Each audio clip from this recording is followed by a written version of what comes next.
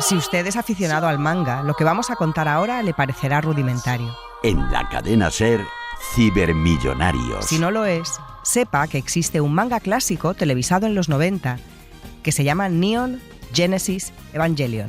Con Eva Cruz y Jaime García Cantero. Imagina un futuro postapocalíptico en 2015 en una ciudad llamada Tokio 3. Y continúa avanzando hacia Tokio 3. Las fuerzas aéreas de defensa no logran detenerlo. ¡Es la guerra! El protagonista es un adolescente, Shinji Ikari, reclutado por su padre para convertirse en piloto de Evangelion, una gigantesca entidad biomecánica de guerra. ¿Sus enemigos? Sí, un ángel. Los ángeles. Palmer Luckey, 33 años, camisa hawaiana, chanclas, perilla, melena desordenada, es fan de Neon Genesis. También es el CEO de Anduril, una startup de defensa, cuyo objetivo es diseñar y construir las armas que aterroricen a sus enemigos, convertir a Estados Unidos y a sus aliados en erizos que nadie quiera morder. ¿Te sabes la historia del dilema del erizo? Por mucho que quieran darse calor entre ellos, cuanto más se acercan los unos a los otros, más daño se hacen. La teoría del erizo es la base moral de New Genesis, solo que en la mentalidad de Palmer Luckey, lo importante del erizo es solo su capacidad para hacer daño, no su necesidad de recibir calor de los demás. Palmer Luckey llegó al mercado de la guerra a través de su fascinación por el futurismo manga y los videojuegos de guerra. Llamó la atención de Facebook con un casco de realidad virtual que ahora se ha convertido en un casco que pueden llevar los soldados en la guerra real. ¿Guerra real? ¿Guerra virtual? Una guerra entre máquinas, sin víctimas reales, para que jueguen los niños como Palmer Luckey. ¿Qué podría salir mal?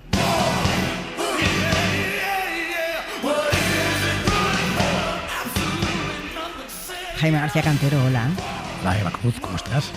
Pues flipando un poco con Palmer Luckey, si quieres que te diga la verdad. Las armas más potentes del mundo y, sin embargo, las guerras contemporáneas se eternizan como todas las guerras. Bueno, las guerras del futuro y sobre todo las del presente se parecen mucho a las del pasado. De hecho, los expertos comparan mucho la guerra de Ucrania con la Primera Guerra Mundial en ese movimiento nulo de las líneas, ¿no? En ese poco avance. Pero creo que la novedad, y se está viendo en Ucrania, es la capacidad de probar. Ucrania es un gran territorio de pruebas. Los ucranianos necesitan ayuda y hacen pocas preguntas. Todo les sirve para ese frente.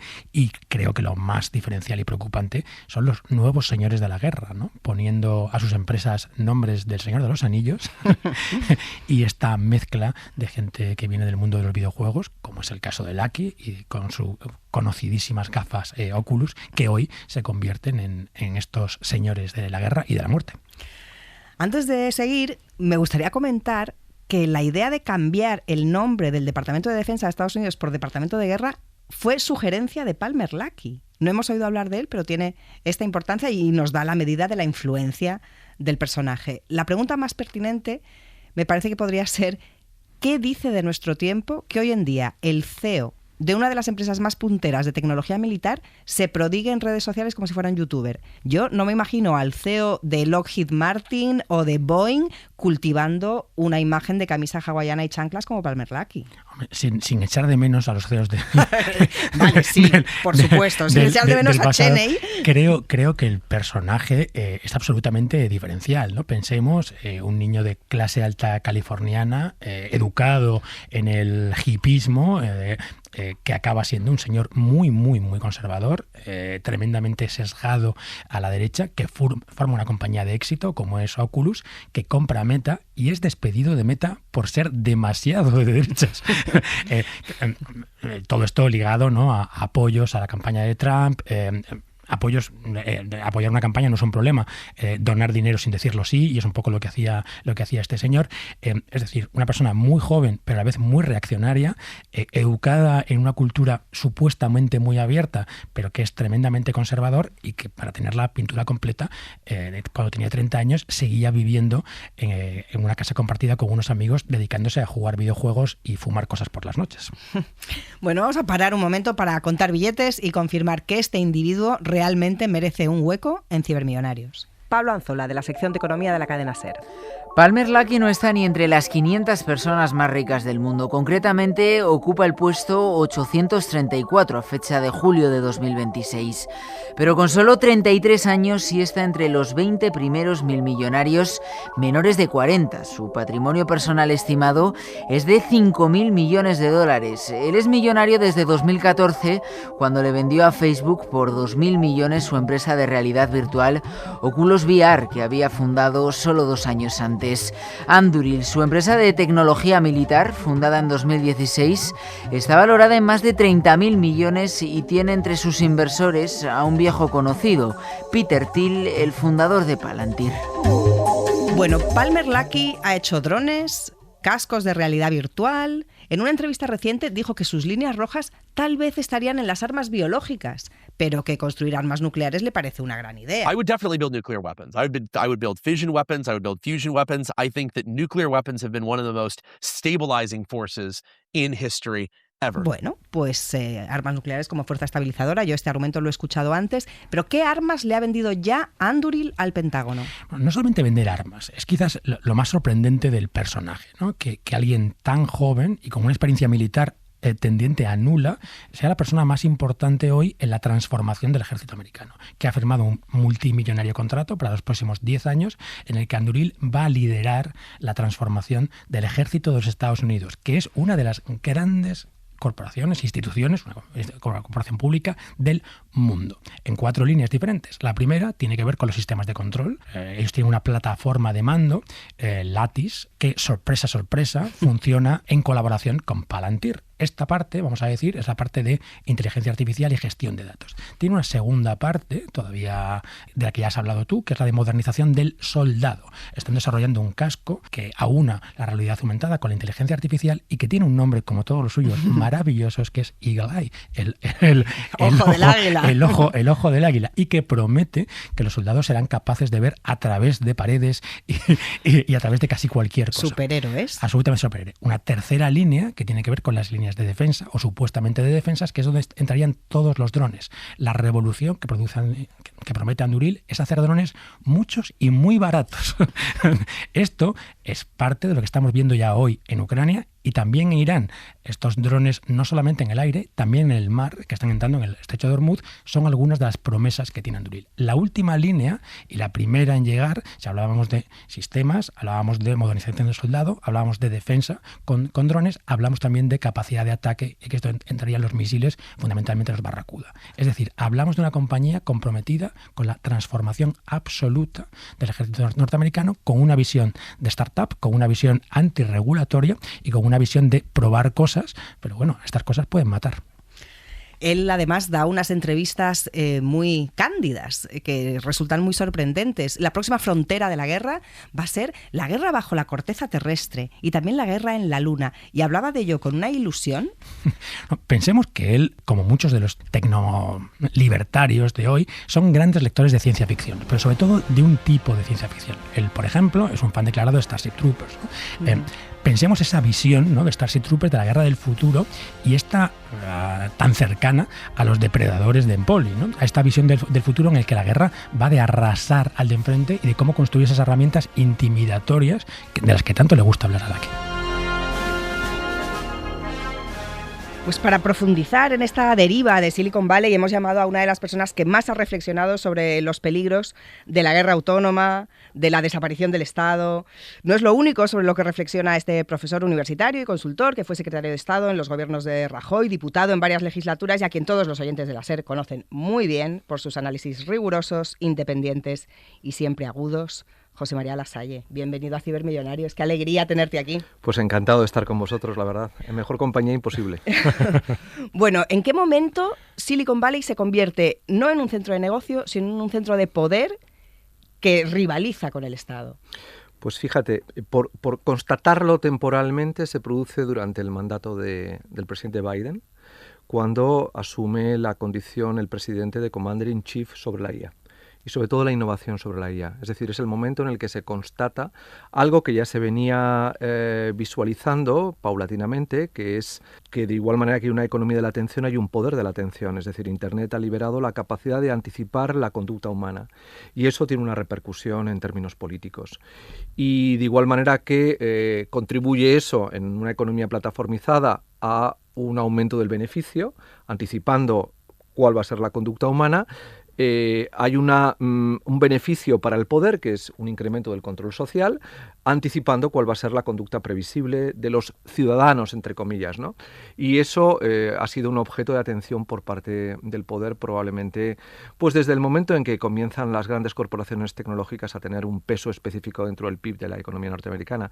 Pero como digo, el momento yo creo que en el que eso se constata es en ese contexto de lucha por la hegemonía global a través de la inteligencia artificial que libran Estados Unidos y China, cuando en la administración Biden se le atribuye al presidente la condición de Commander-in-Chief en todo lo que tiene que ver en la innovación aplicada a la IA. Y ahora con Trump eso ya se ha exacerbado hasta límites cósmicos. Claro. Hace años que sabemos que las redes sociales no son una forma inocente de que los ciudadanos compartan contenido y hablen con su abuela, sino una forma de manipulación social y de vigilancia. El paso de este uso oculto e implícito, sin embargo, no lo da tanto Facebook, sino Palantir. Y da la sensación de que Peter Thiel, primer inversor en Facebook, es el que se atreve a llevarlo todo mucho más lejos y sin ninguna traba moral. Volvemos a Foucault, ¿no? Vigilar y castigar, ¿no? Yo creo que empezamos por la vigilancia y ahora estamos en el castigo. Y creo que no solamente Palantir, Anduril, que es ahora el referente de las nuevas armas, tiene mucho que ver con esta intimidación de la que hablaba Foucault, ¿no? No sé cómo lo ves tú, José María, pero yo creo que algo dice también sobre este mundo, ¿no? Cuando las dos compañías que van a marcar el futuro de la paz mundial, porque son las grandes máquinas de la guerra, tienen nombres sacados del Señor de los Anillos, están lideradas por personas, una de ellas, ¿no? Que viene del mundo de los videojuegos, tiene mucho que ver con las peores de nuestras distopías, ¿no? Esas guerras limpias en la que la guerra es un juego, matar es algo inocente y las víctimas son daños colaterales. Y donde además, jugando precisamente con esa dinámica que desarrolla la gamificación conceptual que está en los videojuegos, la agresividad testosterónica, que es eminentemente masculina, es un elemento vertebrador de los diseños de los videojuegos.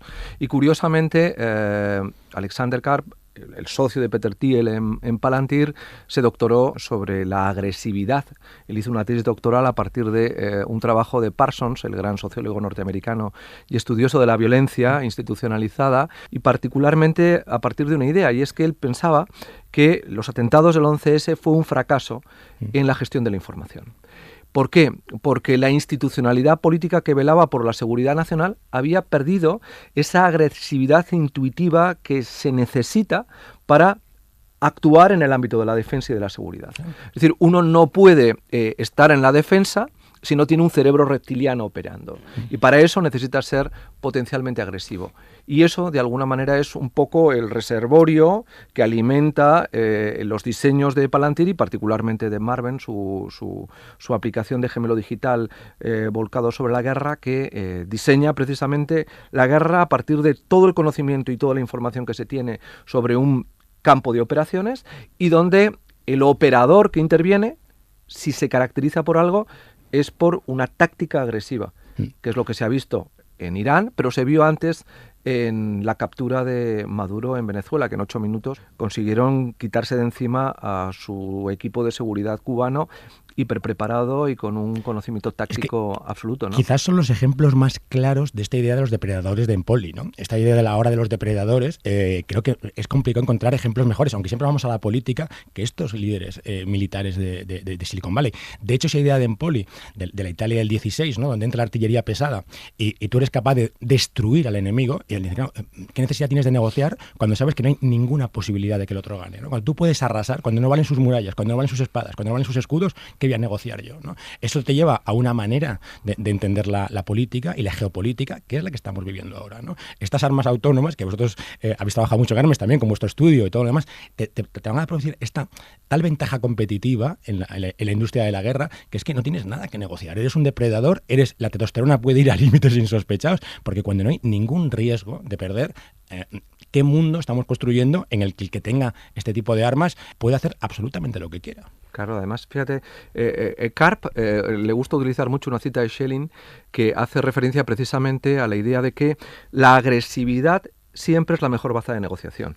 Es decir, que cuando uno da primero, da dos veces, como se dice en el refranero habitual. Sí. Pues esa mirada de ser agresivo y ganar una ventaja posicional es algo que acompaña incluso al propio diseño empresarial de Palantir. Ojo, que en el fondo tiene que ver con la conceptualización de la innovación que está en Silicon Valley. Quien gana se lo lleva todo.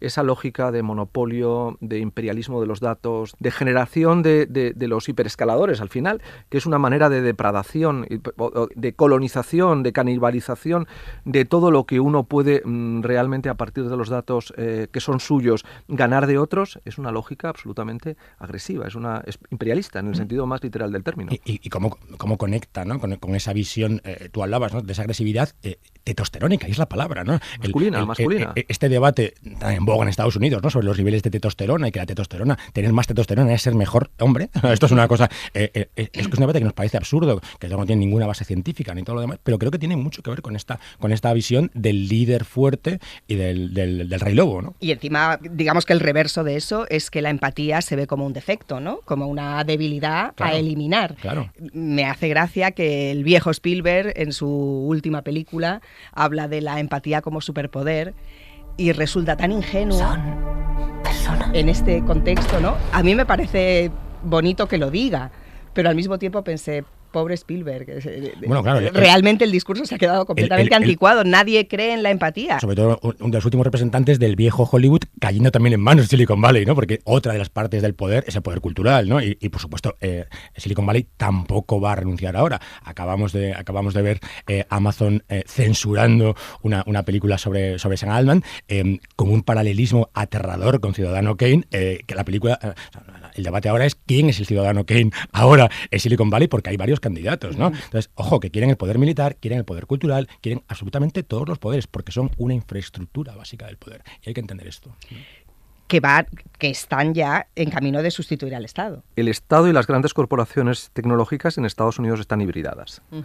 Porque además la cláusula de seguridad nacional es un factor que aglutina todo el diseño de innovación y todo lo que es el desarrollo de la política de investigación muy vinculada al escalado de las capacidades de la inteligencia artificial. Entonces hay una orientación planificada donde la lucha contra China es una prioridad nacional y por lo tanto la seguridad nacional subordina todo lo que hay por debajo de esta idea, ¿no? Y eso evidentemente es una conceptualización de un poder que se ve en un despliegue de capacidades esencialmente militares, comprendiendo de que quien tenga armas letales más poderosas, más eficientes, más capaces para tumbar al enemigo, pues va a ganar esa guerra, ¿no? Y yo creo que ahí es donde están en estos momentos la relación entre las corporaciones y Estados Unidos.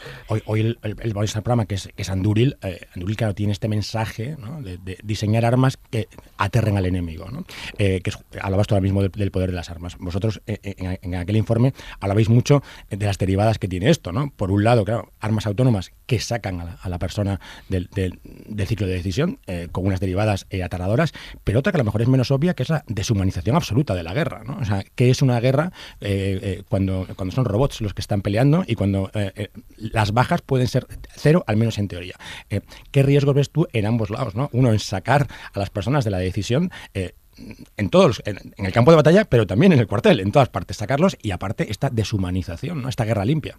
Claro, fundamentalmente es que desaparece cualquier condicionante ético y se destruye el derecho humanitario bélico que trató desde el siglo XIX en adelante, incluso retrocediendo en el tiempo al comienzo de esas guerras modernas donde apareció la Escuela de Salamanca, Vitoria y demás, que consideraban que la única guerra legítima era defensiva y sobre todo donde había unas praxis vinculadas ¿a qué? Vinculadas a tratar de civilizar la guerra dentro del horror que implica la guerra, distinguiendo entre un objetivo militar y un objetivo civil, garantizando al combatiente un estatus de ciudadanía cuando así se produce una situación bélica. Pero lo más determinante de todo es que desaparece la duda moral del combatiente.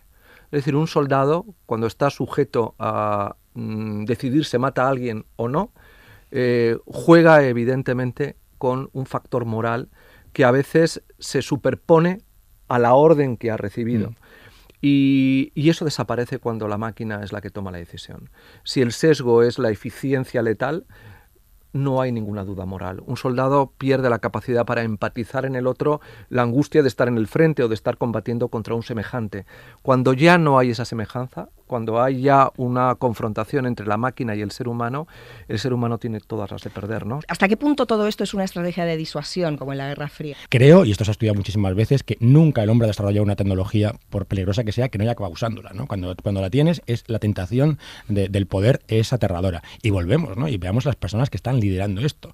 Hay una filosofía detrás, que es una filosofía transhumana, a la que el ser humano le sobra.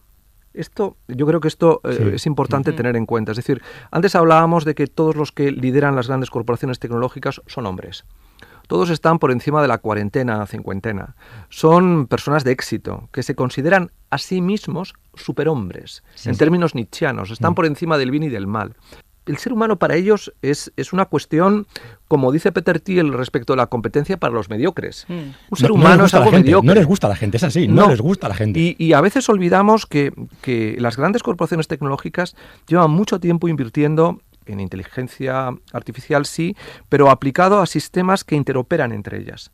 Es decir, ya empieza a haber un mercado de bienes y servicios digitales estrictamente para las máquinas, y que van incrementando exponencialmente el peso que dentro de las economías automatizadas tienen en el GDP de ellas, ¿no? Y eso nos hace ver que probablemente la lógica de la sustitución es un primer paso. Hay una lógica de la cancelación humana. Ellos pueden prescindir del humano. Y por lo tanto, la guerra para ellos no es un problema. No es un problema porque, entre otras razones, a lo mejor piensan en su mentalidad absolutamente alucinada, desde un punto de vista psicopático, que como no hay condicionante moral y este mundo tiene demasiados seres humanos, a lo mejor la guerra es necesaria. Esto que decís de que la gente les sobra revela la contradicción de luego la preocupación, por ejemplo, de Elon Musk con la bajada de natalidad, que se revela como un discurso absolutamente sexista y supremacista blanco, porque lo que le preocupa es que haya pocos blancos, no que haya poca gente, que haya poca gente le viene bien. No nos atrevemos a sacarlo, no sé por qué, pero en algún momento hay que decirlo. El gran problema es un problema que tiene que ver con el supremacismo blanco.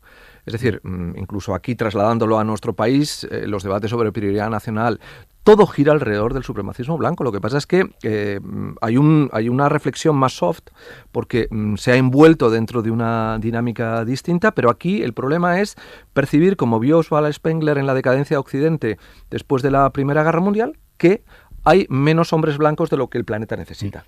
Y este es el debate, ¿no? Pero es que es así. Yo lo tengo escrito en El País hace más de un año. Los hombres blancos enfadados y asustados son el problema del mundo, no la inteligencia artificial. Los hombres blancos enfadados y asustados, que son los que están poniendo inteligencia artificial para quitarte el trabajo, los que están poniendo inteligencia artificial para matar gente y los que están tomando este tipo de decisiones. Son el gran problema que tenemos como especie. Sí, totalmente de acuerdo. Y además, por eso disparan dentro del diseño de la guerra cultural contra la democracia, porque es una fábrica que hace reglas, que hace derecho, y les molesta el derecho porque es un ámbito que está permanentemente fijando límites. Y como ellos, insisto, se consideran superhombres porque para ellos el éxito es su nueva teoría de la gracia. Ellos están salvados como parte de la humanidad porque han acreditado que tienen éxito. Claro. Y el éxito es santo en el mundo tecnológico. Quien tiene éxito está santificado para la gracia tecnológica. Y eso yo creo que es un dato que también deberíamos tener en la cabeza, porque es que, de verdad, están dispuestos a todo, porque carecen de condicionantes morales. Es muy interesante lo que decía José María del derecho. Carissa Beliz insiste mucho en esta sustitución del derecho por el código, ¿no? El código no tiene nada que ver con el derecho. Estos señores, esta mutación, ¿no? El derecho da igual, lo que importa es el código. El código como elemento de control social es aterrador. Insiste mucho, Carissa en el último libro, en Profecía, insiste muchísimo en esto. Ojo, están convirtiendo, por ejemplo, la democracia en código desde el momento en que la conciben solo como una cuestión asociada a un hombre, un voto, y quien gana se lo lleva todo. Claro. Son códigos básicos que en su esencia son democráticos, pero le quitan toda la argamasa conceptual con su ambigüedad, con su complejidad, que genera el derecho, que genera la civilización, que genera todo lo que representa el avance civilizatorio que la Ilustración aportó. Y esto es lo que, por eso la Ilustración oscura se carga a la Ilustración, porque es que le sobra la Ilustración. Carisabeliz insiste también mucho en Profecía, en que el futuro no está escrito. Terminator no es un documental, todos lo sabemos, el futuro no se predice, se produce, ¿no? El tema es qué tenemos que hacer para producir un futuro distinto, porque creo que la narrativa también la están construyendo ellos, ¿no? Esta narrativa distópica en la que todo esto se está dando por hecho, ¿no? Este determinismo tecnológico, ¿no? En el que el futuro ya está escrito, es aterrador, las máquinas matarán personas, estos señores habrán ganado la batalla, esa narrativa ya la tenemos, ¿no? Yo creo que el reto es también cómo construimos otras narrativas. Bueno, el futuro es incierto porque está asociado a algo que es básico, y yo he insistido mucho sobre ello, que es la condición humana. La condición humana está marcada por la incertidumbre y por el sentido de la trascendencia, precisamente porque todo su diseño es un diseño concebido genéticamente, culturalmente, a partir de los límites. El ser humano está permanentemente instalado en los límites. Y como conoce los límites, conoce el sentido de la trascendencia. El problema que tiene la inteligencia artificial es que cuando se proyecta sobre el futuro e intenta construir futuro, alucina. Claro. ¿Por qué? Porque no tiene la capacidad fundamental que el ser humano asocia precisamente a la angustia y la incertidumbre de no encontrar salida para el futuro. Es decir, los griegos entendían que la filosofía nacía de la aporía, cuando no había salida. Y precisamente ahí proyectaba la imaginación. La inteligencia artificial no puede imaginar. Y no va a poder imaginar porque se basa en el código. Incluso si incorporara el elemento cuántico, no va a poder porque... ¿Cuándo nace la cuántica y la mecánica cuántica? Cuando Heisenberg se va en un estado de agonía intelectual, moral, física, personal, a una isla en medio del Mar del Norte a resolver cómo no se suicida.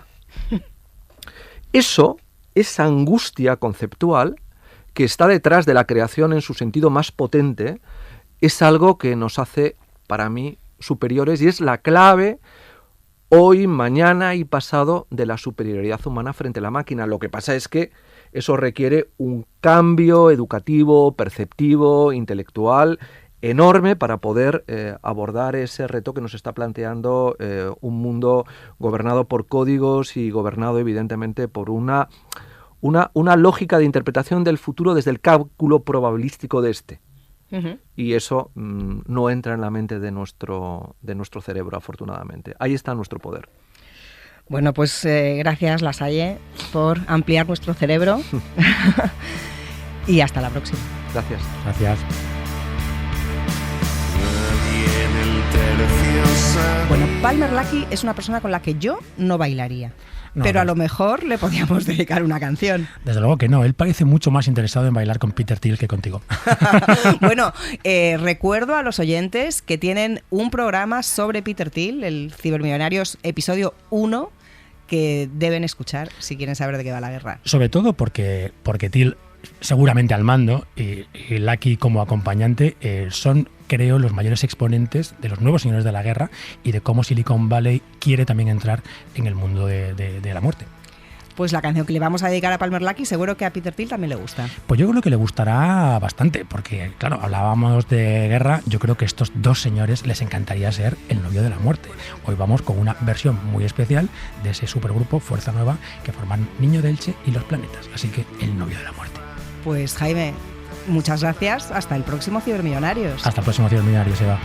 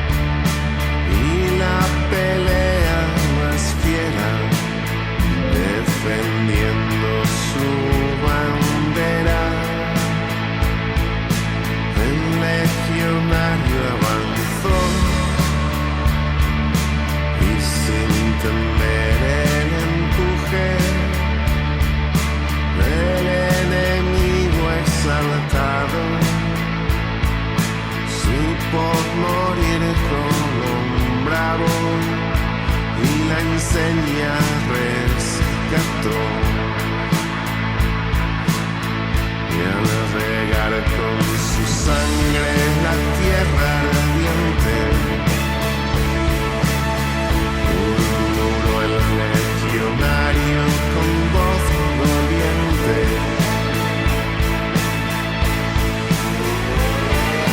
Soy un hombre que la suerte hirió con zarpa de cielo.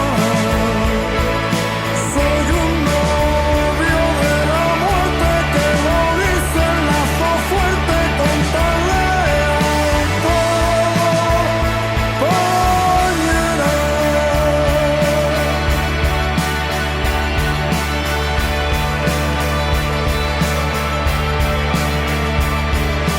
Cuando al fin me recogieron,